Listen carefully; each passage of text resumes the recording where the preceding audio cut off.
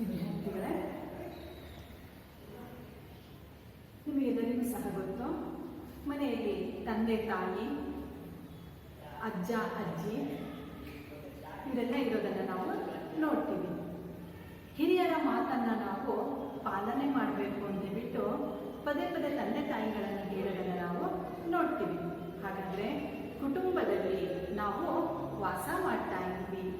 ಹಾಗಾದರೆ ಮಕ್ಕಳ, ಇಂದು ನಾವು 9ನೇ ತರಗತಿಯ ಸಮಾಜ ವಿಜ್ಞಾನದ ವಿಭಾಗವಾದಂತಹ ಸಮಾಜಶಾಸ್ತ್ರದ ಮೊದಲ ಅಧ್ಯಾಯ ಕುಟುಂಬ ಎನ್ನುವಂತಹ ಅಧ್ಯಾಯವನ್ನು ಅಭ್ಯಾಸ ಮಾಡೋಣ. ಹಾಗಾದರೆ ಈ ಒಂದು ಕುಟುಂಬ ಅಧ್ಯಾಯದಲ್ಲಿ ಬರುವಂತಹ ಕಲಿಕಾಂಶಗಳು ಯಾವುವೆಂದರೆ ಕುಟುಂಬದ ಅರ್ಥ, ಕುಟುಂಬದ ಗುಣಲಕ್ಷಣಗಳು ಅಥವಾ ಮಹತ್ವ, ಕುಟುಂಬದ ಪ್ರಕಾರಗಳು, ಅವಿಭಕ್ತ ಕುಟುಂಬ, ಅವಿಭಕ್ತ ಕುಟುಂಬದ ಲಕ್ಷಣಗಳು. ಈ ಎಲ್ಲ ಕಲಿಕಾಂಶಗಳನ್ನು ಇಂದು ನಾವು ಅಭ್ಯಾಸ ಮಾಡೋಣ. ಹಾಗಾದರೆ ಮಕ್ಕಳ, ಮಾನವ ಸಮಾಜ ಅನ್ನೋದು ತನ್ನ ಮೂಲಭೂತ ಬಯಕೆಗಳನ್ನು ಈಡೇರಿಸಿಕೊಳ್ಳಲು ಸಾಮಾಜಿಕ ಸಂಸ್ಥೆಗಳನ್ನು ಮಾಡಿಕೊಂಡಿದ್ದಾರೆ. ಈ ಸಾಮಾಜಿಕ ಸಂಸ್ಥೆಗಳಲ್ಲಿಯೇ ಪ್ರಮುಖವಾದದ್ದು, ಅತಿ ಸಣ್ಣದಾದದ್ದು ಸಮಾಜದ ಮೂಲ ಘಟಕ ಯಾವುದು ಅಂದರೆ ಕುಟುಂಬ. ಹಾಗಾದರೆ ಸಮಾಜ ಒಂದು ಚಟುವಟಿಕೆಗಳು ನಡೆಯುವುದು ಕುಟುಂಬದಲ್ಲಿ. ಸಾಮಾಜಿಕ ಸಂಸ್ಥೆಗಳನ್ನೋದು ನಾವು ಸಮಾಜದಲ್ಲಿ ನೋಡ್ತಾ ಇದ್ದೀವಿ. ಹಾಗಾದರೆ ಸಾಮಾಜಿಕ ಸಂಸ್ಥೆಗಳಲ್ಲಿರುವಂತಹ ಸದಸ್ಯರು ಯಾರಾಗಿರ್ತಾರೆ? ಕುಟುಂಬದ ಸದಸ್ಯರೇ ಸಾಮಾಜಿಕ ಸದಸ್ಯರು ಅಂತೇಳ್ಬಿಟ್ಟು ನಾವು ಹೇಳ್ಬೋದು.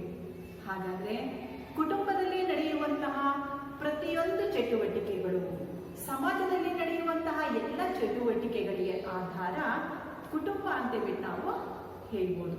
ಹಾಗಾದರೆ ಕುಟುಂಬ ಅನ್ನುವಂತಹ ಪದ ಇಂಗ್ಲಿಷ್ ಭಾಷೆಯಲ್ಲಿ ನಾವು ಫ್ಯಾಮಿಲಿ ಅಂತ ಬಿಟ್ಟು ಕರಿತೀವಿ. ಆ ಫ್ಯಾಮಿಲಿ ಅನ್ನುವಂತಹ ಪದ ಲ್ಯಾಟಿನ್ ಭಾಷೆಯ ಫ್ಯಾಮಿಲಸ್ ಎನ್ನುವಂತಹ ಶಬ್ದದಿಂದ, ಪದದಿಂದ ಬಂದಿದೆ. ಹಾಗಾದರೆ ಫ್ಯಾಮಿಲಸ್ ಎನ್ನುವಂತಹ ಪದದ ಅರ್ಥ ಆಳು ಎಂದರ್ಥ. ನಾವು ಹಿಂದೆ ಕುಟುಂಬದಲ್ಲಿ ಅಪ್ಪ ಅಮ್ಮ ಅದರ ಜೊತೆಗೆ ಇತರೆ ಮಕ್ಕಳುಗಳಿಲ್ಲದೆ ಪೋಷಕರು ಇದ್ದಿದ್ದನ್ನು ನಾವು ನೋಡ್ತೀವಿ. ಇತ್ತೀಚೆಗೆ ಅಪ್ಪ ಅಮ್ಮ ಮಕ್ಕಳುಗಳಿಲ್ಲದೆ ದತ್ತುಪುತ್ರರು ಇರುವುದನ್ನು ನಾವು ನೋಡ್ತೀವಿ. ಹಾಗಾದರೆ ಮಕ್ಕಳ, ಕುಟುಂಬ ಎಂದರೆ ಏನು? ಕುಟುಂಬ ಎಂದರೆ ಬಹುಕಾಲದವರೆಗೆ ಸಂತತಿ ರಹಿತ, ಸಂತತಿ ಸಹಿತ ಗಂಡ ಹೆಂಡತಿಯ ಒಂದು ಸಂಘ ಜೀವನ ಅಂತ ಬಿಟ್ಟು ಕರಿತೀವಿ. ಹಾಗಾದರೆ ಕುಟುಂಬ ಅನ್ನೋದನ್ನು ನಾವು ಯಾವ ಆಧಾರದ ಮೇಲೆ ನಾವು ಹೇಳ್ತೀವಿ ಅಂದರೆ ರಕ್ತ ಸಂಬಂಧದ ಒಂದು ಆಧಾರದ ಮೇಲೆ ನಾವು ಹೇಳ್ತೀವಿ. ಈ ರಕ್ತ ಸಂಬಂಧ ಆಧಾರನ ಯಾವ ರೀತಿಯಾಗಿ ನಾವು ಹೇಳ್ತೀವಿ ಅಂದರೆ ವಿವಾಹ, ರಕ್ತ ಸಂಬಂಧ, ದತ್ತು ಸ್ವೀಕಾರ ಅನ್ನೋದನ್ನ ಒಳಗೊಂಡಿರುತ್ತೆ ಕುಟುಂಬ. ಹಾಗಾದರೆ ಕುಟುಂಬದಲ್ಲಿ ಯಾರ್ಯಾರಿರ್ತಾರೆ? ತಂದೆ ತಾಯಿ, ಮಗ ಮಗಳು, ಸಹೋದರ ಸಹೋದರಿ, ಇವರೆಲ್ಲರೂ ಸಹ ಒಂದು ಕುಟುಂಬದಲ್ಲಿ ಇರ್ತಾರೆ. ತಮ್ಮದೇ ಆದಂತಹ ಒಂದು ಪೂರಕವಾದಂತಹ ಪಾತ್ರಗಳನ್ನು ನಿರ್ವಹಿಸ್ತಾ ಇರ್ತಾರೆ. ಈ ರೀತಿಯಾಗಿ ಸಾಮಾನ್ಯ ಸಂಸ್ಕೃತಿಯನ್ನ ರೂಪಿಸಿಕೊಳ್ತಾ ಇದ್ದಾರೆ. ಹಾಗಾದ್ರೆ ಮಕ್ಕಳ, ಕುಟುಂಬ ಎಂದ್ರೆ ಗೊತ್ತಾಯ್ತಾ ನಿಮಗೆ?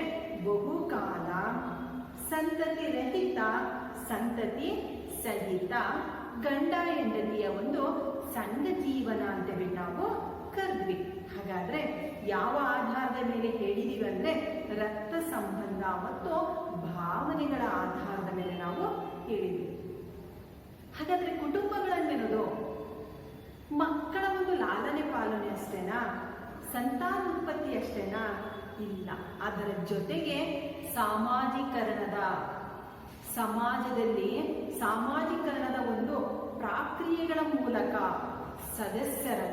ಪ್ರತಿಯೊಬ್ಬ ಸದಸ್ಯರನ್ನ ವಿಸ್ತೃತ ಸಮಾಜಕ್ಕೆ ಒಂದು ಸದಸ್ಯರನ್ನಾಗಿ ಮಾಡುವಂತಹ ಒಂದು ಪ್ರಕ್ರಿಯೆ ಅಂತ ಬಿಟ್ಟು ನಾವು ಹೇಳ್ಬೋದು.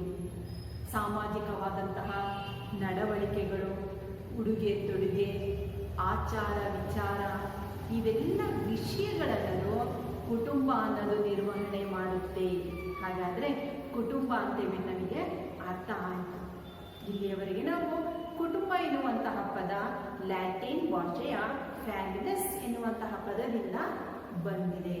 ಫ್ಯಾಮಿಲಿಸ್ ಎಂದರೆ ಶಬ್ದದ ಅರ್ಥ ಆಳು ಎಂದರ್ಥ. ಹಾಗಾಗಿ ಮಕ್ಕಳ ಮುಂದುವರೆದು ಈಗ ಕುಟುಂಬದ ಲಕ್ಷಣಗಳು ಅಥವಾ ಕುಟುಂಬದ ಮಹತ್ವ ಎರಡು ಒಂದೇ. ಸಮಾಜದ ಮೂಲ ಘಟಕ ಅನ್ನೋದು ನಾವು ಕುಟುಂಬ ಅನ್ನೋದನ್ನು ನಾವು ನೋಡ್ತೀವಿ.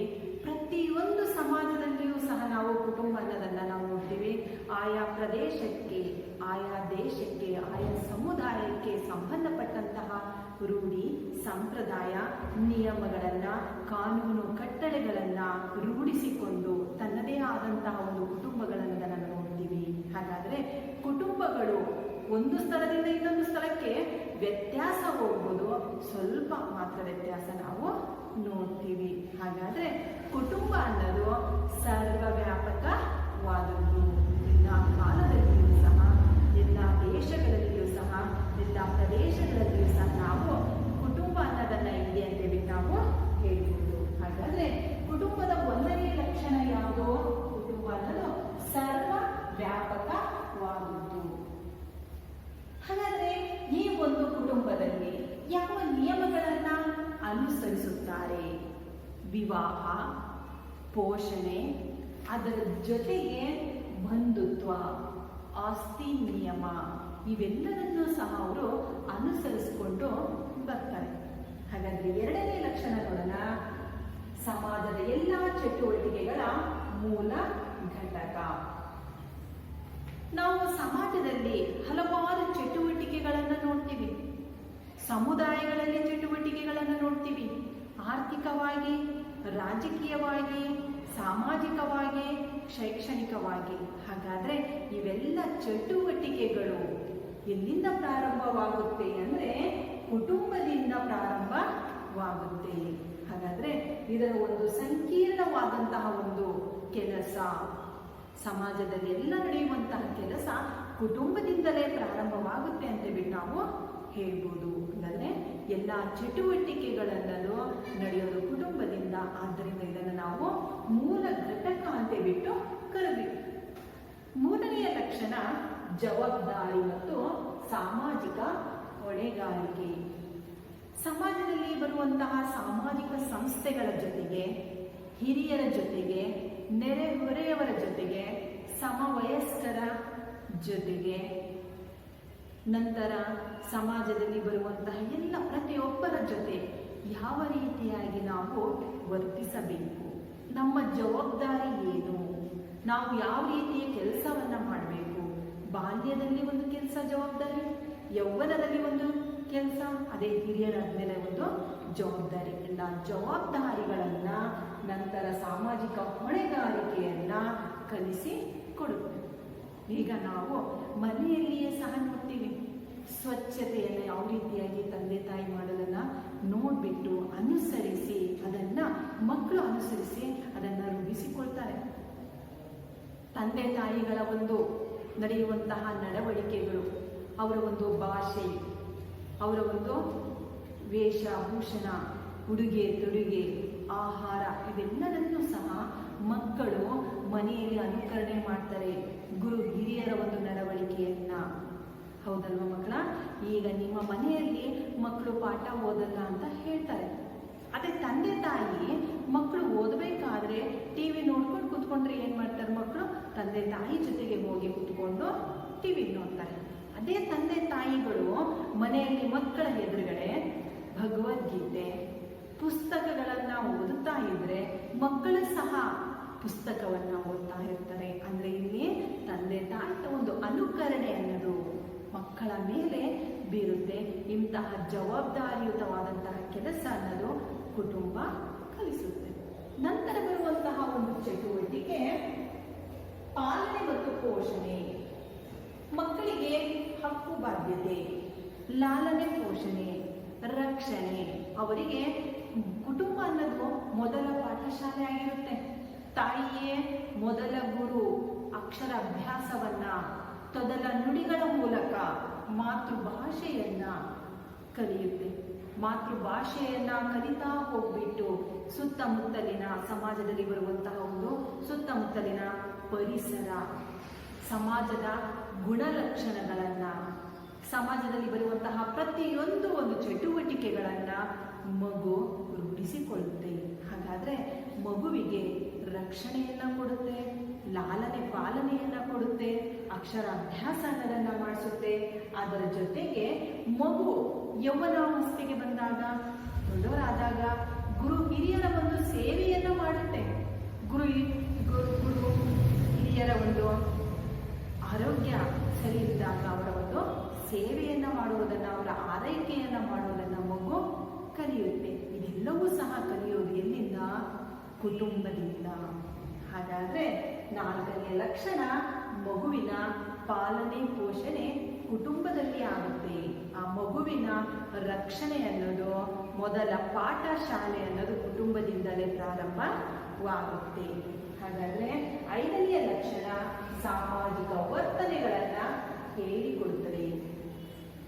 ಮಗು ಬಾಲ್ಯಾವಸ್ಥೆಯಲ್ಲಿ, ಯೌವನಾವಸ್ಥೆಯಲ್ಲಿ, ನಂತರ ಆ ಒಂದು ಪರಿಸರದಲ್ಲಿ ಗುರು ಹಿರಿಯರ ಜೊತೆಗೆ, ನಂತರ ಸ್ನೇಹಿತರ ಜೊತೆಗೆ ಯಾವ ರೀತಿಯಾಗಿ ಅದು ನಡಿಬೇಕು, ಎಂತಹ ಸ್ನೇಹವನ್ನು ಇಟ್ಕೋಬೇಕು, ನಂತರ ಸ್ವಾತಂತ್ರ್ಯ ಅನ್ನೋದಿರುತ್ತೆ, ಭದ್ರತೆ ಅನ್ನೋದಿರುತ್ತೆ, ಇತರ ಜೊತೆ ಯಾವ ರೀತಿಯಾಗಿ ವರ್ತನೆ ಮಾಡಬೇಕು, ದೊಡ್ಡವರ ಜೊತೆ ಯಾವ ರೀತಿಯಾಗಿ ಮಾತಾಡಬೇಕು, ಅವರ ಜೊತೆ ಇಂತಹ ಒಂದು ಸಂಬಂಧ ಅನ್ನೋದನ್ನ, ಸ್ನೇಹ ಅನ್ನೋದನ್ನ ಇಟ್ಕೋಬೇಕು ಅನ್ನೋದು ಈ ಕುಟುಂಬದಿಂದ ಮಗು ಅನ್ನೋದು ಕಲಿಯುತ್ತೆ. ಹಾಗಾದ್ರೆ ಮಕ್ಕಳ ಇಲ್ಲಿಯವರೆಗೆ ನೀವು ಕುಟುಂಬದ ಲಕ್ಷಣಗಳನ್ನು ನೀವು ಕಲ್ತಿ. ಎಷ್ಟಿದಾವೆ ಲಕ್ಷಣಗಳು? 5. 1ನೇದು, ಕುಟುಂಬ ಸರ್ವವ್ಯಾಪಕವಾದದ್ದು. ಎಲ್ಲ ಸಮಾಜಗಳಲ್ಲಿಯೂ ಎಲ್ಲ ಕಾಲದಲ್ಲಿಯೂ ಸಹ ನಾವು ನೋಡ್ತೀವಿ. 2ನೇ ಲಕ್ಷಣ, ಸಮಾಜದ ಎಲ್ಲ ಚಟುವಟಿಕೆಗಳ ಮೂಲ ಘಟಕ. ಜವಾಬ್ದಾರಿ ಮತ್ತು ಸಾಮಾಜಿಕ ಹೊಣೆಗಾರಿಕೆ ಅನ್ನೋದು ಕುಟುಂಬ ನಡೆಸಿಕೊಡುತ್ತೆ. ಪಾಲನೆ ಮತ್ತು ಪೋಷಣೆ, ಸಾಮಾಜಿಕ ವರ್ತನೆಗಳನ್ನ ಹೇಳಿ ಕೊಡುತ್ತೆ. ಇಷ್ಟು ನಾವು ಲಕ್ಷಣಗಳನ್ನು ನೋಡಿದ್ವಿ. ಕುಟುಂಬದ ಮಹತ್ವನು ಅಂತೇಳ್ಬಿಟ್ಟು ನಾವು ಕರಿತೀವಿ. ಈಗ ಮುಂದೆ ತಲೆಮಾರುಗಳ ಪರಂಪರೆಯನ್ನ ತಿಳಿಸಿಕೊಡುತ್ತದೆ. ನಾವು ನೋಡ್ತೀವಿ, ಒಂದು ಕುಟುಂಬದಲ್ಲಿ ಅಪ್ಪ ಅಮ್ಮ ಮಕ್ಕಳು ಮಾತ್ರ ಇರ್ತಾರೆ. ಅಪ್ಪ ಅಮ್ಮ, ಅಜ್ಜ ಅಜ್ಜಿ, ಮಕ್ಕಳು, ಇಷ್ಟು ಜನ ಇರ್ತಾರೆ. ಅಪ್ಪ ಅಮ್ಮ, ಅಜ್ಜ ಅಜ್ಜಿ, ಮಕ್ಕಳ ಜೊತೆಗೆ ಮೊಮ್ಮಕ್ಕಳು ಸಹ ಇರ್ತಾರೆ. ಹಾಗಾದ್ರೆ ಇವರನ್ನ ನಾವು ಎಷ್ಟನೇ ತಲೆಮಾರು ಅಂತೇಳ್ಬಿಟ್ಟು ನಾವು ಕರಿಬಹುದು. ಅಪ್ಪ ಅಮ್ಮ ಮಕ್ಕಳು ಇದ್ದರೆ 2ನೇ ತಲೆಮಾರು ಅಂತೇಳ್ಬಿಟ್ಟು ನಾವು ಕರಿತೀವಿ. ಅಪ್ಪ ಅಮ್ಮ, ಅಜ್ಜ ಅಜ್ಜಿ, ಮಕ್ಕಳು ಇವರಿದ್ರೆ 3ನೇ ತಲೆಮಾರು ಅಂತೇಳ್ಬಿಟ್ಟು ಕರಿತೀವಿ. ಅಜ್ಜ ಅಜ್ಜಿ, ಅಪ್ಪ ಅಮ್ಮ, ನಂತರ ಅವರ ಜೊತೆಗೆ ಮಕ್ಕಳು, ಮೊಮ್ಮಕ್ಕಳು ಸಹ ಇರ್ತಾರೆ. ಇದನ್ನೇ ನಾವು 3ನೇ ತಲೆಮಾರು ಅಂತೇಳ್ಬಿಟ್ಟು ನಾವು ಕರಿತೀವಿ. ಈ ರೀತಿಯಾಗಿ ನಾವು ತಲೆಮಾರುಗಳ ಒಂದು ಪರಂಪರೆ ಅನ್ನೋದನ್ನ ಸಹ ನಾವು ನೋಡ್ತಾ ಹೋಗ್ತೀವಿ. ಯಾವುದರಲ್ಲಿ? ಕುಟುಂಬ ಎನ್ನುವಂತಹ ಅಧ್ಯಾಯದಲ್ಲಿ. ಹಾಗಾದ್ರೆ ಈಗ ನಾವು ಕುಟುಂಬದ ಪ್ರಕಾರಗಳು ಯಾವುವು ಅನ್ನೋದನ್ನ ನಾವು ನೋಡೋಣ. ಹಾಗಾದ್ರೆ ಕುಟುಂಬ ಅನ್ನೋದು ಒಂದು ರಕ್ತ ಸಂಬಂಧದ ಜೊತೆ ಸಂಬಂಧ ಹೊಂದಿದೆ ಅಂತೇಳ್ಬಿಟ್ಟು ನಾವು ಹೇಳ್ಬಹುದು. ಹಾಗಾದ್ರೆ ಮುಂದೆ ಹೋಗೋಣ ಮಕ್ಕಳ. ಕುಟುಂಬದ ಪ್ರಕಾರಗಳು. ನಾವು ಕುಟುಂಬದ ಪ್ರಕಾರಗಳನ್ನ ಒಂದೊಂದು ಸಮುದಾಯದಲ್ಲಿ ಒಂದೊಂದು ರೀತಿಯ ನಾವು ನೋಡ್ತೀವಿ. ಒಂದೊಂದು ಪ್ರದೇಶದಲ್ಲಿ ಆಯಾ ಒಂದು ಪ್ರದೇಶದ ರೂಢಿ ಪದ್ಧತಿಗಳನ್ನು ನಾವು ರೂಢಿಸ್ಕೊಂಡು ಬಂದು ಅಲ್ಲಿ ನಾವು ಕುಟುಂಬಗಳನ್ನು ನಾವು ನೋಡ್ತೀವಿ. ಮೊದಲೇದು ಕೇಂದ್ರ ಕುಟುಂಬ.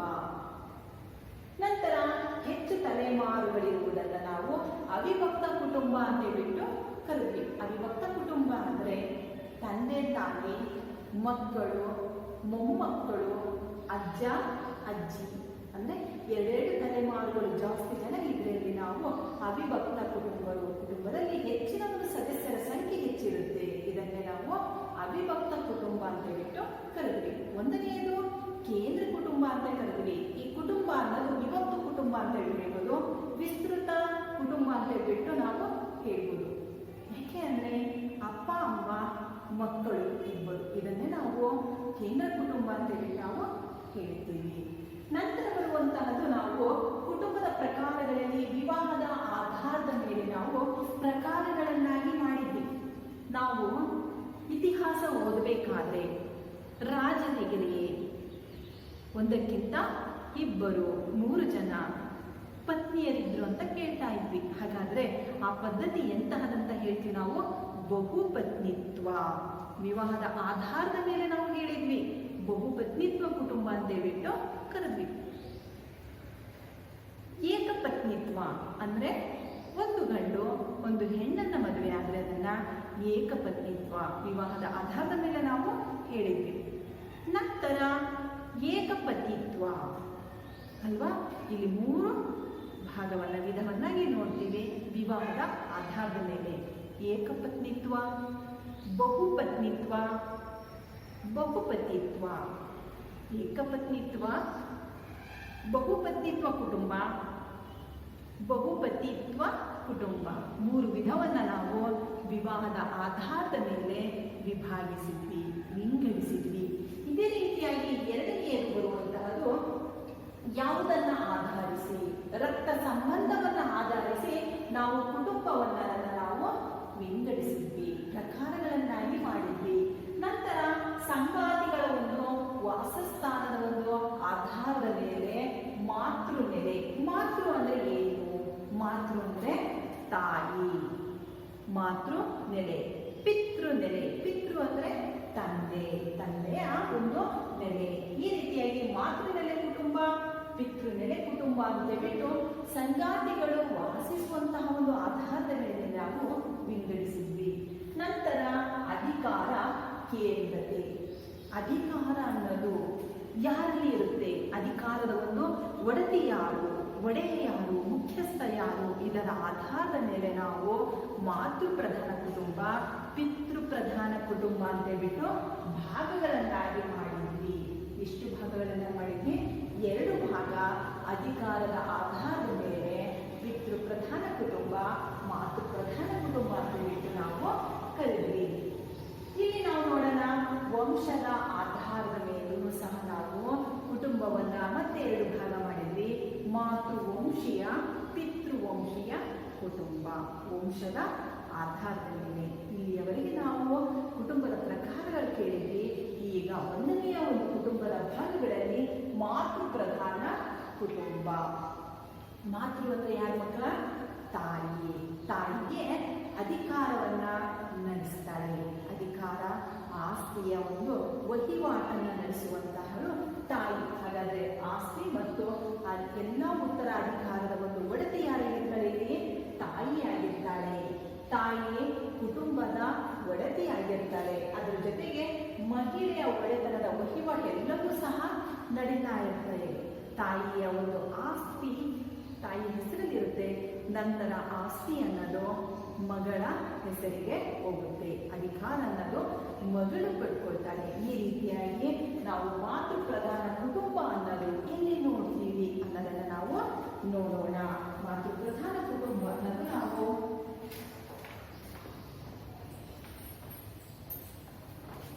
ಈ ಒಂದು ನಮ್ಮ ಕರ್ನಾಟಕದ ನೆರೆಯ ರಾಜ್ಯವಾದಂತಹ ಕೇರಳದಲ್ಲಿ ಮಲಬಾರ್ ನಾಯಕ್ ಎನ್ನುವಂತಹ ಸಮುದಾಯದಲ್ಲಿ ಮಾತೃ ಪ್ರಧಾನ ಕುಟುಂಬ ಅನ್ನೋದನ್ನು ನಾವು ನೋಡ್ತೀವಿ. ಮಹಿಳೆಯೇ ಅಧಿಕಾರ, ಆಸ್ತಿ ಅಧಿಕಾರ, ಕುಟುಂಬದ ಉತ್ತರಾಧಿಕಾರಿ, ಎಲ್ಲ ಜವಾಬ್ದಾರಿಯನ್ನು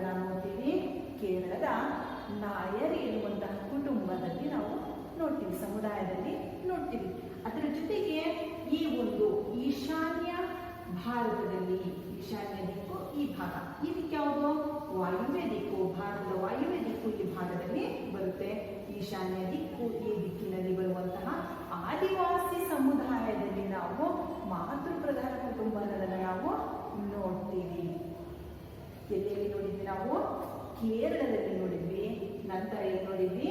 ಈಶಾನ್ಯ ಭಾಗದಲ್ಲಿ ಮಾತೃ ಪ್ರಧಾನ ಕುಟುಂಬನ ನೋಡಿದ್ವಿ. ಅದೇ ರೀತಿಯಾಗಿ ಕರಾವಳಿ ಪ್ರದೇಶದಲ್ಲೂ ಸಹ ಕೆಲವು ಕಡೆ ನಾವು ಕೆಲವು ಸಮುದಾಯದಲ್ಲಿ ಈ ಒಂದು ಮಾತೃ ಪ್ರಧಾನ ಕುಟುಂಬ ಅನ್ನೋದನ್ನು ನಾವು ನೋಡ್ತಾ ಇದ್ದೀವಿ. ಈಗಲೂ ಸಹ ಆ ಸಮುದಾಯಗಳಲ್ಲಿ ಮಾತೃ ಪ್ರಧಾನ ಕುಟುಂಬ ಅನ್ನೋದು ಮುಂದುವರಿತಾ ಬಂದಿದೆ. ಎರಡನೆಯದು ಪಿತೃ ಪ್ರಧಾನ ಕುಟುಂಬ. ಪಿತೃ ಅಂದ್ರೆ ಯಾರು? ತಂದೆಯೇ ಕುಟುಂಬದ ಮುಖ್ಯಸ್ಥ. ತಂದೆ ಆಸ್ತಿಯ ಹಕ್ಕನ್ನು ಹೊಂದಿರ್ತಾರೆ. ಕುಟುಂಬದ ಎಲ್ಲ ಜವಾಬ್ದಾರಿ ಅನ್ನೋದು, ಅಧಿಕಾರ ಅನ್ನೋದು ತಂದೆಯೇ ವಹಿಸಿಕೊಂಡಿರ್ತಾರೆ.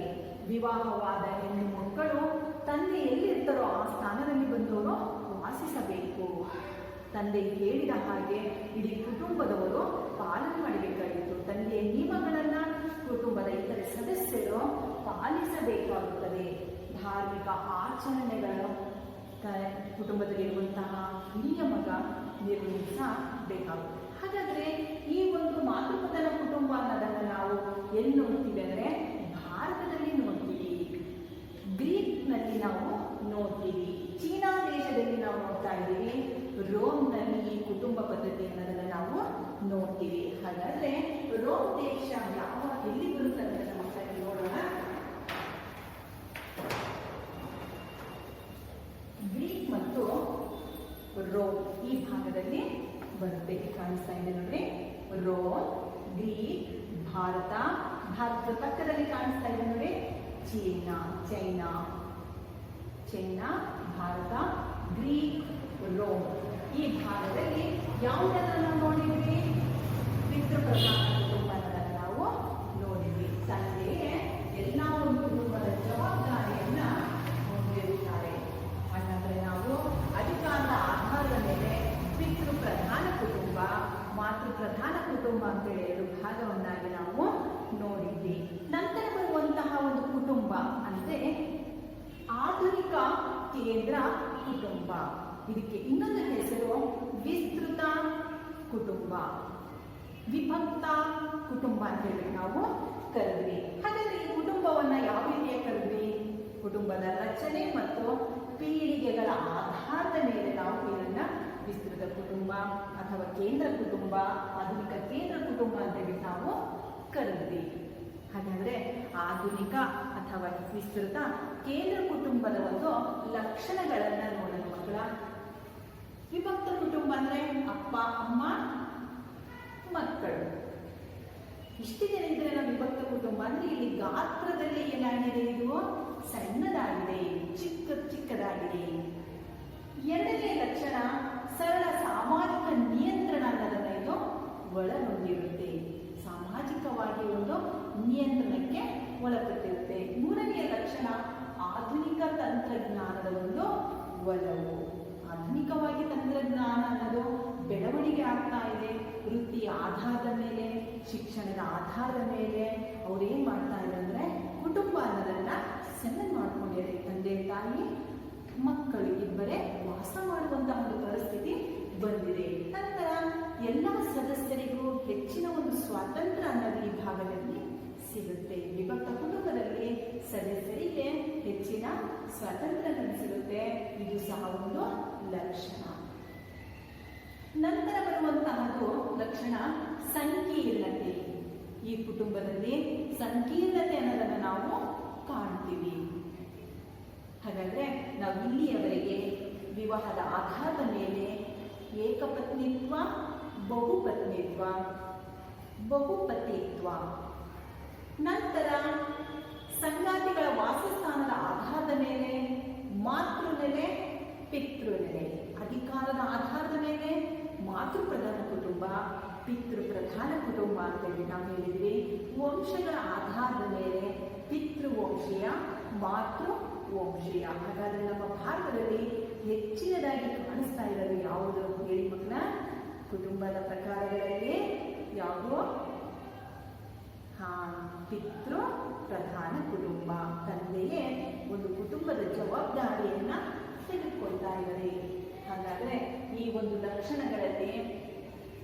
ಲಕ್ಷಣಗಳನ್ನು ನಾವು ನೋಡಿದ್ವಿ. ನಂತರ ಬರುವಂತಹ ಒಂದು ಕುಟುಂಬ ಅವಿಭಕ್ತ ಕುಟುಂಬ. ಅವಿಭಕ್ತ ಕುಟುಂಬ ಅಂದ್ರೆ ಯಾರ್ಯಾರಿರ್ತಾರೆ? ಅಪ್ಪ, ಅಮ್ಮ, ಮಕ್ಕಳು, ಮೊಮ್ಮಕ್ಕಳು, ಮರಿಮಕ್ಕಳು. ಹಾಗಾದ್ರೆ ಈ ಒಂದು ಕುಟುಂಬದಲ್ಲಿ ಸದಸ್ಯರ ಸಂಖ್ಯೆ ಏನಾಗಿದೆ? ಜಾಸ್ತಿ ಆಯಿತು. ಕುಟುಂಬದಲ್ಲಿ ಸದಸ್ಯರ ಸಂಖ್ಯೆ ಏನಾಯಿತು? ಜಾಸ್ತಿ ಆಯಿತು. ಎಲ್ಲ ತಲೆಮಾರಿನ ಒಂದು ಸದಸ್ಯರು ಈ ಒಂದು ಭಾಗದಲ್ಲಿ ಇರ್ತಾರೆ. ಈ ಒಂದು ಕುಟುಂಬದಲ್ಲಿ ಧಾರ್ಮಿಕ ಆಚರಣೆಗಳು, ಪೂಜೆ, ಪುರಸ್ಕಾರ ಎಲ್ಲವೂ ಸಹ, ಹಬ್ಬ ಹರಿದಿನ ಎಲ್ಲವೂ ಸಹ ನಡೆಯುತ್ತೆ. ಈ ಒಂದು ಅವಿಭಕ್ತ ಕುಟುಂಬದಲ್ಲಿ ಬರುವಂತಹ ಲಕ್ಷಣಗಳು ಯಾವುವು ಅನ್ನೋದನ್ನು ನಾವು ನೋಡೋಣ. ಅವಿಭಕ್ತ ಕುಟುಂಬದಲ್ಲಿ ಲಕ್ಷಣಗಳು ಗಾತ್ರದಲ್ಲಿ ದೊಡ್ಡದು. ಅಂದ್ರೆ ಅಪ್ಪ, ಅಮ್ಮ, ಅಜ್ಜ, ಅಜ್ಜಿ, ಮಕ್ಕಳು, ಮೊಮ್ಮಕ್ಕಳು ಈ ರೀತಿಯ ಒಂದು ಸದಸ್ಯರ ಸಂಖ್ಯೆ ಜಾಸ್ತಿ ಆಗಿರೋದನ್ನು ನೋಡ್ತೀವಿ. ಹಾಗಾದ್ರೆ ಗಾತ್ರದಲ್ಲಿ ಏನಾಗಿದೆ? ಇದು ದೊಡ್ಡದಾಗಿದೆ. 2 ತಲೆಮಾರಿನ ಜನರು ಈ ಒಂದು ಕುಟುಂಬದಲ್ಲಿ ವಾಸಿಸ್ತಾರೆ. ಇದನ್ನ ನಾವು ಜಾಸ್ತಿಯಾಗಿ ಈ ಒಂದು ಹಳ್ಳಿ ಪ್ರದೇಶ, ಗ್ರಾಮೀಣ ಪ್ರದೇಶದಲ್ಲಿ ಇಂತಹ ಕುಟುಂಬಗಳನ್ನ ನಾವು ನೋಡ್ತೀವಿ. ಈಗಲೂ ಸಹ ಅವಿಭಕ್ತ ಕುಟುಂಬಗಳು ಇವೆ, ನಶಿಸಿಲ್ಲ. 2ನೇ ಲಕ್ಷಣ ಸಹಕಾರ, ಸಹಭಾಗಿತ್ವ. ಒಬ್ಬರಿಗೊಬ್ಬರು ಸಹಕಾರವನ್ನ ಮಾಡುವುದರ ಮೂಲಕ ಎಲ್ಲ ಒಂದು ಚಟುವಟಿಕೆ, ಕುಟುಂಬದಲ್ಲಿ ನಡೆಯುವಂತಹ ಎಲ್ಲ ಚಟುವಟಿಕೆಯಲ್ಲಿ ಒಂದು ಸಹಭಾಗಿತ್ವವನ್ನ ನೋಡ್ತಾ ಹೋಗ್ತೀವಿ. ದಿನನಿತ್ಯದ ಎಲ್ಲ ಚಟುವಟಿಕೆಗಳು ಹಿರಿಯರ ಒಂದು ಮುಖ್ಯಸ್ಥರ ಒಂದು ನಿರ್ಧಾರದ ಮೇಲೆ ನಡೆಯುತ್ತೆ. ಈ ನಿರ್ಧಾರವನ್ನು ಪ್ರತಿಯೊಬ್ಬ ಸದಸ್ಯರು ಪಾಲಿಸಬೇಕಾಗುತ್ತೆ. ಹಿರಿಯರು ಒಬ್ಬರೇ ತಗೊಳ್ಳದ ನಿರ್ಧಾರ.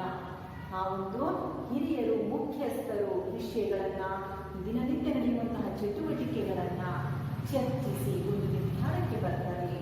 ನಂತರ ಕೆಲಸ ಕಾರ್ಯಗಳೆಲ್ಲವೂ ಸಹ ಸದಸ್ಯರಲ್ಲಿ ವಿಭಜನೆ ಆಗಿರುತ್ತೆ. ವಯಸ್ಸಿನ ಆಧಾರದ ಮೇಲೆ ಒಬ್ಬೊಬ್ಬರಿಗೆ ಒಂದೊಂದು ಜವಾಬ್ದಾರಿ ಅನ್ನೋದನ್ನ ವಹಿಸಿಕೊಂಡಿರ್ತಾರೆ. ಕುಟುಂಬ ಅಂತೇಳಿ ನಾವು ಹೇಳ್ಬೋದು. ನಂತರ ಬರುವಂತಹ ಒಂದು ಲಕ್ಷಣದಲ್ಲಿ ವಾಸಸ್ಥಾನ ಮತ್ತು ಅಡಿಗೆ ಮನೆ ಒಂದೇ ಆಗಿರುತ್ತೆ. ಆ ಒಂದು ಅಡಿಗೆ ಮನೆಯಲ್ಲಿ ಎಲ್ಲರಿಗೂ ಸಹ ಆಹಾರ ಸಿದ್ಧವಾಗುತ್ತೆ. ಒಂದೇ ಸೂರಿನಡಿ ವಾಸಿಸ್ತಾ ಇದ್ದಾರೆ. ನಂತರ ಇಲ್ಲಿ ಬರುವಂತಹದ್ದು ಅಂದ್ರೆ ಪ್ರತ್ಯೇಕವಾದಂತಹ ಒಂದು ಸ್ಥಳ ಇರುತ್ತೆ. ಅಂದ್ರೆ ಹಬ್ಬ ಹರಿದಿನ ಇವೆಲ್ಲದಕ್ಕೂ ಸಹ ಈ ಒಂದು ಕುಟುಂಬದಲ್ಲಿ ನಡೆಯುತ್ತೆ. ದುಡಿಮೆಯ ಆಧಾರದ ಮೇಲೆ, ಶಿಕ್ಷಣದ ಒಂದು ಉದ್ದೇಶದಿಂದ, ಯಾವುದಾದರೂ ಒಂದು ಕೆಲಸದ ಒತ್ತಡದ ಮೇಲೆ ಆ ಒಂದು ಕುಟುಂಬದ ಸದಸ್ಯರು ಬೇರೆ ಕಡೆ ವಾಸಿಸಿದರೂ ಸಹ ಹಬ್ಬ ದಿನಗಳಲ್ಲಿ ಯಾವುದಾದರೂ ಒಂದು ಸಾಂಪ್ರದಾಯಿಕ ಕಾರ್ಯಗಳು ನಡೀಬೇಕಾದ್ರೆ ಈ ಒಂದು ಕುಟುಂಬದಲ್ಲಿಯೇ, ಅವಿಭಕ್ತ ಕುಟುಂಬದಲ್ಲಿಯೇ ಎಲ್ಲ ನಡೆಯುವುದನ್ನು ನಾವು ನೋಡ್ತೀವಿ. ಆದರೂ ಸಹ ಹಬ್ಬ ಹರಿದಿನ ಸಂದರ್ಭದಲ್ಲಿ ಎಲ್ಲರೂ ಸಹ ಸೇರಿಕೊಂಡು, ಎಲ್ಲ ಸದಸ್ಯರು ಸೇರಿಕೊಂಡು ಹಬ್ಬವನ್ನ, ಧಾರ್ಮಿಕ ಆಚರಣೆಯನ್ನ ಮಾಡೋದನ್ನು ನಾವು ನೋಡ್ತೀವಿ. ಯಾವ ಉದ್ದೇಶದಿಂದ ಬೇರೆ ಕಡೆ ಹೋಗಿರ್ತಾರೆ? ವೃತ್ತಿ ಆಧಾರದ ಮೇಲೆ, ದುಡಿಮೆಯ ಆಧಾರದ ಮೇಲೆ ಸ್ವಲ್ಪ ದಿನ ಹೋದರೂ ಸಹ ಮತ್ತೆ ಬಂದು ಅದೇ ಸ್ಥಳದಲ್ಲಿ ಅವರು ವಾಸಿಸುತ್ತಾರೆ.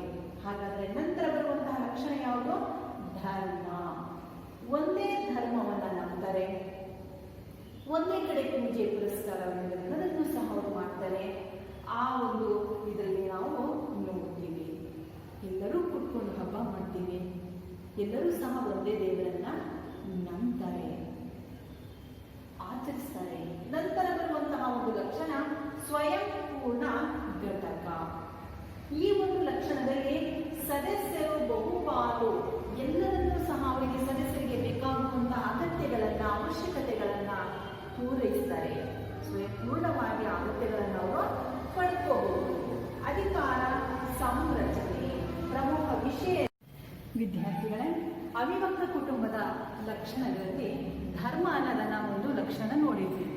ಧರ್ಮದಲ್ಲಿ ಎಲ್ಲ ಸದಸ್ಯರು, ಅವಿಭಕ್ತ ಕುಟುಂಬದಲ್ಲಿ ಬರುವಂತಹ ಎಲ್ಲ ಸದಸ್ಯರು ಒಂದೇ ದೇವರಲ್ಲಿ ನಂಬಿಕೆಯನ್ನ ಇಡ್ತಾರೆ.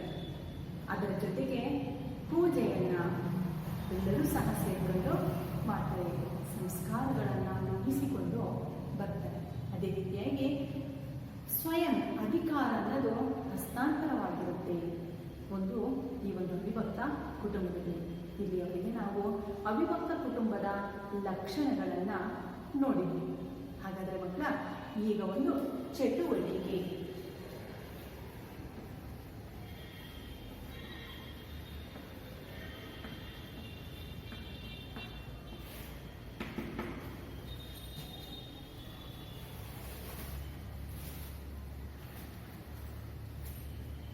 ಕುಟುಂಬ ಎನ್ನುವಂತಹ ಅಧ್ಯಾಯದಲ್ಲಿ 1ನೇ ಚಟುವಟಿಕೆ, ಈ ಕೆಳಗೆ ಕೊಟ್ಟಿರುವ ಚೌಕದಲ್ಲಿ ಖಾಲಿ ಇರುವ ಚೌಕಗಳನ್ನು ಸುಳುಹುಗಳಿಗೆ ಅನುಸಾರವಾಗಿ ಪೂರ್ಣಗೊಳಿಸಿ. ಈ ಕೆಳಗಡೆ ನಾವು ಸುಳುಹುಗಳನ್ನು ನೋಡ್ತೀವಿ. ಈ ಸುಳುಹುಗಳನ್ನು ಓದ್ಕೊಂಡು ಈ ಒಂದು ಚೌಕದಲ್ಲಿ ಬರುವಂತಹ ಜಾಗದಲ್ಲಿ ತುಂಬಬೇಕು. ಹಾಗಾದ್ರೆ 1ನೆಯ ಸುಳುಹು, ಕುಟುಂಬ ಪದ ಲ್ಯಾಟಿನ್ ಭಾಷೆಯ ಈ ಪದದಿಂದ ಬಂದಿದೆ. 4 ಅಕ್ಷರಗಳಿವೆ. ಇಲ್ಲಿ ಮೂ ಅನ್ನೋದನ್ನ ಒಂದು ಪದವನ್ನ, ಒಂದು ಅಕ್ಷರವನ್ನು ಕೊಟ್ಟಿದ್ದಾರೆ. ಯಾವುದು? ಫ್ಯಾಮುಲಸ್. ಫ್ಯಾಮುಲಸ್ ಎನ್ನುವಂತಹ ಲ್ಯಾಟಿನ್ ಪದದಿಂದ ಬಂದಿದೆ. 2ನೇದು, ತಂದೆಯೇ ಕುಟುಂಬದ ಯಜಮಾನ. ಪಿ ಅನ್ನೋದನ್ನ ಕೊಟ್ಟಿದ್ದಾರೆ. ತಂದೆಗೆ ಪಿತೃ ಅಂತ ಕರೀತಾರೆ. ಪಿತೃ ಪ್ರಧಾನ. ಎಷ್ಟು ಅಕ್ಷರ? 5 ಅಕ್ಷರ. 3ನೇದು, ಕೇರಳದ ಮಲಬಾರ್ ನಾಯರ್ ಕುಟುಂಬ. ಈ ಕುಟುಂಬ ಪದ್ಧತಿಗೆ ಉದಾಹರಣೆ. 5 ಅಕ್ಷರಗಳನ್ನು ಕೊಟ್ಟಿದ್ದಾರೆ. ಕೇರಳದ ಮಲಬಾರ್ ನಾಯರ್ ಕುಟುಂಬ. ಏನು ಹೆಸರಿದ್ವಿ ನಾವು? ಯಾವ ಕುಟುಂಬವನ್ನು ನೋಡಿದ್ವಿ? ಮಾತೃ ಪ್ರಧಾನ ಕುಟುಂಬ. ಎಷ್ಟು ಅಕ್ಷರ? 5 ಅಕ್ಷರ. ಮಾತೃ ಪ್ರಧಾನ. ಇತ್ತೀಚಿನ ಸಮಾಜದಲ್ಲಿ ಈ ಕುಟುಂಬದ ಹೆಚ್ಚಳ ಜಾಸ್ತಿಯಾಗಿದೆ. 5 ಅಕ್ಷರಗಳನ್ನ ಕೊಟ್ಟಿದ್ದಾರೆ. ಯಾವುದದು? ಕೇಂದ್ರ ಕುಟುಂಬ. ಇನ್ನೊಂದು ಹೆಸರು ವಿಸ್ತೃತ ಕುಟುಂಬ. ಇನ್ನೊಂದು ಹೆಸರು ವಿಭಕ್ತ ಕುಟುಂಬ. ಗಾತ್ರದಲ್ಲಿ ದೊಡ್ಡದು ಈ ಕುಟುಂಬದ ಲಕ್ಷಣ. ಎಷ್ಟು ಪದಗಳು? 7 ಪದಗಳು. ಗಾತ್ರದಲ್ಲಿ ದೊಡ್ಡದು ಇರುವಂತಹ ಒಂದು ಕುಟುಂಬದ ಹೆಸರೇನು? ಅವಿಭಕ್ತ ಕುಟುಂಬ. 7 ಅಕ್ಷರ ಇದ್ದಾವೆ. ಅವಿಭಕ್ತ ಕುಟುಂಬ. ಹಾಗಾದ್ರೆ 2ನೇ ಚಟುವಟಿಕೆ ಹೋಗೋಣ ಮಕ್ಕಳ. 2ನೇ ಚಟುವಟಿಕೆಯಲ್ಲಿ ಎ ಪಟ್ಟಿಯಲ್ಲಿ ಕುಟುಂಬದ ಸದಸ್ಯರು, ಈ ಭಾಗದಲ್ಲಿ ಕುಟುಂಬದ ಸದಸ್ಯರು, ಹಾಗೂ ಬಿ ಪಟ್ಟಿಯಲ್ಲಿ ತಲೆಮಾರುಗಳನ್ನು ನೀಡಲಾಗಿದೆ. ಸರಿಯಾದ ಹೊಂದಾಣಿಕೆಯನ್ನು ಈ ಕೆಳಗೆ ಕೊಟ್ಟಿರುವ ಸ್ಥಳಗಳಲ್ಲಿ ಹೊಂದಿಸಿ ಬರೆಯಿರಿ. ಹಾಗಾದ್ರೆ ಬರೋಣ. ಅಪ್ಪ, ಅಮ್ಮ, ಮಕ್ಕಳು 2 ತಲೆಮಾರು. ಅಜ್ಜ, ಅಜ್ಜಿ, ಅಪ್ಪ, ಅಮ್ಮ, ಮಕ್ಕಳು, ಮೊಮ್ಮಕ್ಕಳು 3 ತಲೆಮಾರು. ಅಜ್ಜ, ಅಜ್ಜಿ, ಅಪ್ಪ, ಅಮ್ಮ, ಮಕ್ಕಳು 4 ತಲೆಮಾರು. ಅರ್ಥ ಆಯ್ತಾ ಮಕ್ಕಳಿಗೆ? 1ನೇದು ಅಪ್ಪ, ಅಮ್ಮ, ಮಕ್ಕಳು 2 ತಲೆಮಾರು. ಅಜ್ಜ, ಅಜ್ಜಿ, ಅಪ್ಪ, ಅಮ್ಮ, ಮಕ್ಕಳು, ಮೊಮ್ಮಕ್ಕಳು 3 ತಲೆಮಾರು. ಅಜ್ಜ, ಅಜ್ಜಿ, ಅಪ್ಪ, ಅಮ್ಮ, ಮಕ್ಕಳು. ಈ ಭಾಗದಲ್ಲಿ ನಾವು 3 ತಲೆಮಾರು ನೋಡಿದ್ವಿ. ಅಜ್ಜ, ಅಜ್ಜಿ, ಅಪ್ಪ, ಅಮ್ಮ, ಮಕ್ಕಳು, ಮೊಮ್ಮಕ್ಕಳು 4 ತಲೆಮಾರು. ಈ ಭಾಗದಲ್ಲಿ ನಾವು ಬರಿಬೇಕು. ಹಾಗಾದರೆ ಕುಟುಂಬ ಎಂದರೇನು? ಸಾಮಾನ್ಯವಾಗಿ ಬಹುಕಾಲದಿಂದ ಸಂತತಿ ರಹಿತ, ಸಂತತಿ ಸಹಿತ ಗಂಡ ಹೆಂಡತಿಯ ಒಂದು ಸಂಘ ಜೀವನವನ್ನು ನಾವು ಕುಟುಂಬ ಎಂತೇಳಿ ನಾವು ಕರೆದ್ವಿ. ಸಾಮಾನ್ಯವಾಗಿ ಬಹುಕಾಲ ಸಂತತಿ ರಹಿತ, ಸಂತತಿ ಸಹಿತ ಒಂದು ಗಂಡ ಹೆಂಡತಿಯರ ಸಂಘ ಜೀವನವನ್ನ ಕುಟುಂಬ ಅಂತೇಳಿ ನಾವು ಕರೆದ್ವಿ. 2ನೆಯ ಪ್ರಶ್ನೆ, ಫ್ಯಾಮಿಲಸ್ ಪದದ ಅರ್ಥವೇನು? ಫ್ಯಾಮಿಲಸ್ ಪದದ ಅರ್ಥ ಆಳು. ಫ್ಯಾಮಿಲಿಸ್ ಅನ್ನೋದು ಲ್ಯಾಟಿನ್ ಭಾಷೆಯಿಂದ ಬಂದಿದೆ. ಫ್ಯಾಮಿಲಿಸ್ ಪದದ ಅರ್ಥ ಆಳು. ಇತ್ತೀಚಿನ ದಿನಗಳಲ್ಲಿ ಕೇಂದ್ರ ಕುಟುಂಬಗಳ ಸಂಖ್ಯೆ ಹೆಚ್ಚಾಗುತ್ತಿದೆ. ಏಕೆ? ವೈಯಕ್ತಿಕತೆ, ವೈಯಕ್ತಿಕ ಸಂತೋಷ, ಸುಖ, ವಿಜ್ಞಾನ ತಂತ್ರಜ್ಞಾನದ ಒಂದು ಅಭಿವೃದ್ಧಿ, ನಗರೀಕರಣ, ಪ್ರಜಾಸತ್ತಾತ್ಮಕ ಎಲ್ಲ ಕಾರಣದಿಂದ ನಮ್ಮಲ್ಲಿ ಈಗ ವಿಭಕ್ತ ಕುಟುಂಬ ಅಂದರೆ ಕೇಂದ್ರ ಕುಟುಂಬಗಳ ಸಂಖ್ಯೆ ಹೆಚ್ಚಾಗ್ತಾ ಇದೆ. ಅಭಿವೃದ್ಧಿ ಆದಂಗೆಲ್ಲ ನಮ್ಮಲ್ಲಿ ಕುಟುಂಬಗಳು ಇಂತಹದನ್ನು ನಾವು ನೋಡ್ತಾ ಇದ್ದೀವಿ. ಮೂರನೆಯ ಚಟುವಟಿಕೆ, ನಾಲ್ಕನೇ ಚಟುವಟಿಕೆ, ಈ ಕೆಳಗಿನ ಕುಟುಂಬಗಳ ನಡುವಿನ ವ್ಯತ್ಯಾಸವನ್ನು ಬರೆಯಿರಿ. ಒಂದು ಕಡೆ ಅವಿಭಕ್ತ ಕುಟುಂಬ ಕೊಟ್ಟಿದ್ದೀವಿ, ಇನ್ನೊಂದು ಕಡೆ ಕೇಂದ್ರ ಕುಟುಂಬ. ಅವಿಭಕ್ತ ಕುಟುಂಬ ಗಾತ್ರದಲ್ಲಿ ದೊಡ್ಡದು, ಇದು ಗಾತ್ರದಲ್ಲಿ ಚಿಕ್ಕದು. ಸಹಕಾರ, ಸಹಭಾಗಿತ್ವ ಅನ್ನೋದು ಇರುತ್ತೆ. ಇಲ್ಲಿ ಸ್ವತಂತ್ರ ಅನ್ನೋದನ್ನು ನಾವು ನೋಡ್ತೀವಿ. ಇಲ್ಲಿ ವಾಸಸ್ಥಾನ ಒಂದೇ ಸೂರಿನಲ್ಲಿ, ಒಂದೇ ಮನೆಯಲ್ಲಿ ಆಗಿರುತ್ತೆ, ಇಲ್ಲಿ ಮಾತ್ರ ಬೇರೆ ಆಗಿರುತ್ತೆ. ನಂತರ ಧಾರ್ಮಿಕ, ಸ್ವಯಂ ಸಹಕಾರದ ಈ ಭಾಗದಲ್ಲಿ ಇರುತ್ತೆ. ಇಲ್ಲಿ ಸ್ವತಂತ್ರತೆ ಇರುತ್ತೆ, ಸರಳತೆ ಇರುತ್ತೆ, ಒಂದು ಆಧುನಿಕ ತಂತ್ರಜ್ಞಾನದ ಒಂದು ಬಲ ಇರುತ್ತೆ. ಮಾತೃಪ್ರಧಾನ ಕುಟುಂಬ ಎಂದರೆ ಏನು? ಅಂದರೆ ಮಾತೃಪ್ರಧಾನ ಕುಟುಂಬದ ಬಗ್ಗೆ ಒಂದು ಟಿಪ್ಪಣಿಯನ್ನು ಬರೀಬೇಕು. ಆಸ್ತಿಯ ಮೇಲಿನ ಹಕ್ಕು, ಉತ್ತರಾಧಿಕಾರಿ, ಎಲ್ಲ ಅಧಿಕಾರಗಳ ಒಂದು ಒಡತಿ ಮಹಿಳೆ. ಆಸ್ತಿಯ ವಹಿವಾಟೆಲ್ಲವೂ ನಡೆಯುವುದು ಮಹಿಳೆಯಿಂದ. ಆಸ್ತಿ ಅನ್ನೋದು ತಾಯಿಯಿಂದ ಮಗಳಿಗೆ ವರ್ಗಾವಣೆ ಆಗುತ್ತೆ. ತಾಯಿಯೇ ಕುಟುಂಬದ ಒಡತಿ. ಹಾಗಾದರೆ ಇಲ್ಲಿ ನಾವು ಆಸ್ತಿಯ ಹಕ್ಕು ತಾಯಿಗೆ ಹೋಗುತ್ತೆ.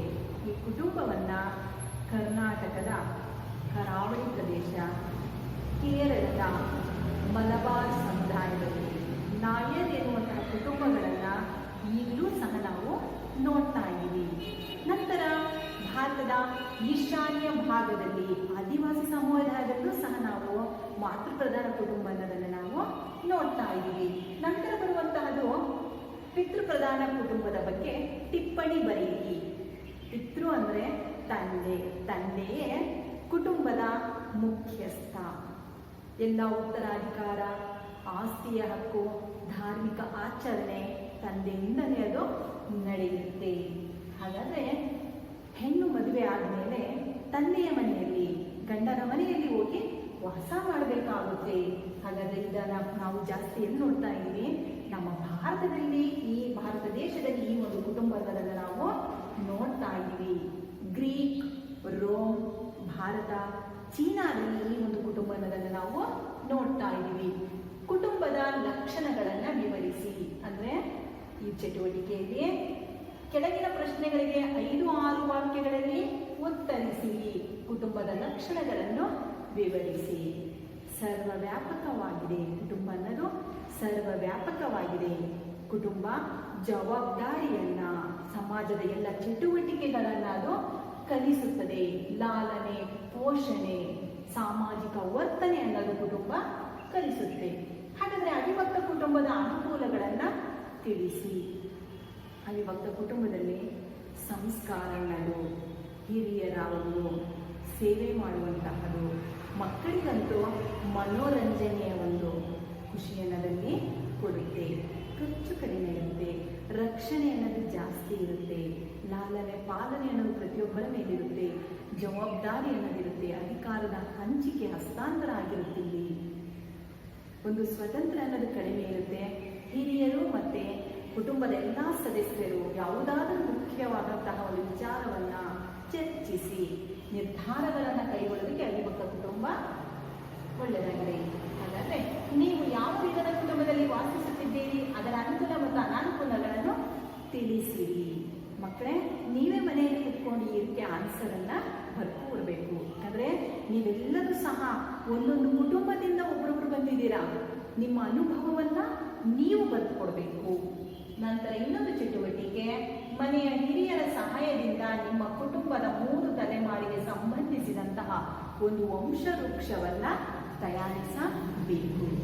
ಅಪ್ಪ ಅಮ್ಮ, ಅಪ್ಪನ ತಂದೆ ಅವರ ತಾಯಿ, ಅಜ್ಜ ಅಜ್ಜಿ ಅವರ ತಂದೆ ತಾಯಿ, ಅವರಿಗೆ ಎಷ್ಟು ಜನ ಮಕ್ಕಳು, ಈ ರೀತಿಯಾಗಿ ನೀವೇ ಮನೆಯಲ್ಲಿ ಕುಳಿತು ಒಂದು ವಂಶವೃಕ್ಷವನ್ನು ಬರ್ಕೊಂಡು ಬರಬೇಕು. ಅವರ ಹೆಸರು ಗೊತ್ತಿದ್ರೆ ಅವರ ಏಜ್ ಅದನ್ನು ಬರ್ಕೊಂಡು ಬನ್ನಿ. ಅಪ್ಪ ಅಮ್ಮನ ಕೇಳಿಬಿಟ್ಟು ಈ ಒಂದು ಚಟುವಟಿಕೆಯನ್ನು ನೀವು ಮಾಡಿ.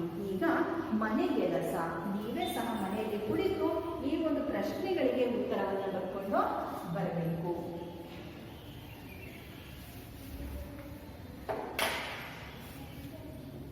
ಈ ಕೆಳಗಿನ ಪ್ರಶ್ನೆಗಳಿಗೆ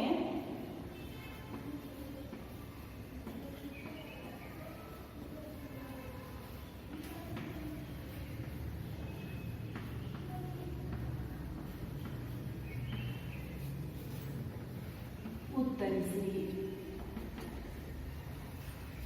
ಒಂದನೆಯದು,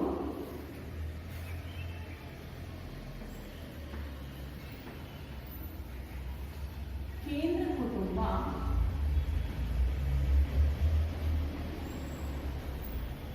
ಎಂದರೇನು?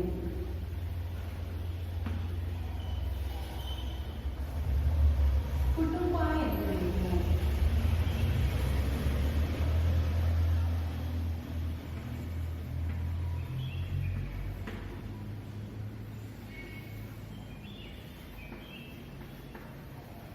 ಕುಟುಂಬದ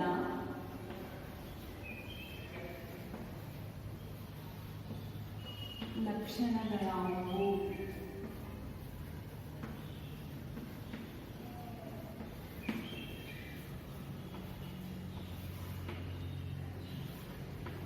ಅವಿಭಕ್ತ ಕುಟುಂಬ ಎಂದರೇನು?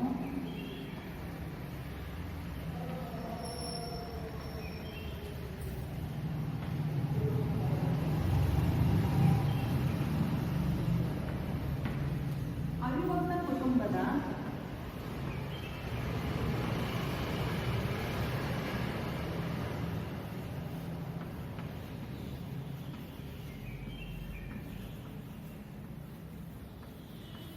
ಲಕ್ಷಣಗಳಾವುವು? ತಿಳಿಸಿ.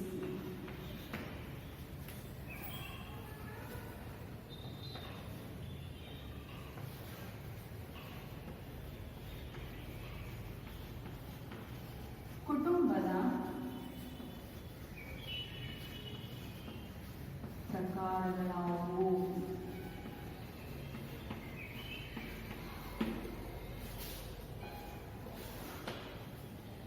ಆರನೆಯ ಪ್ರಶ್ನೆ, ಕೇಂದ್ರ ಕುಟುಂಬಗಳು ಇತ್ತೀಚೆಗೆ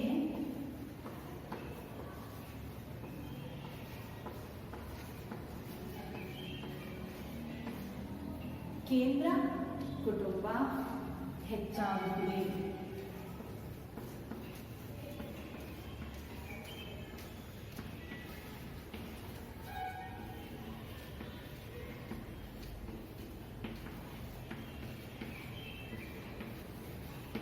ಕಾರಣ ತಿಳಿಸಿ.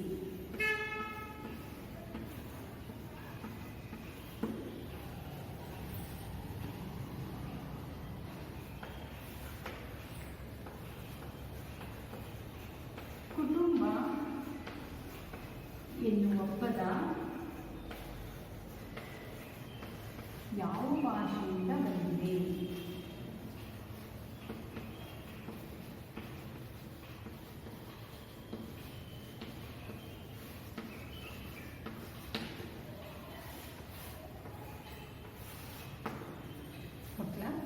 ಇಲ್ಲಿಯವರೆಗೆ ನಿಮಗೆ ಕುಟುಂಬದ ಅರ್ಥ,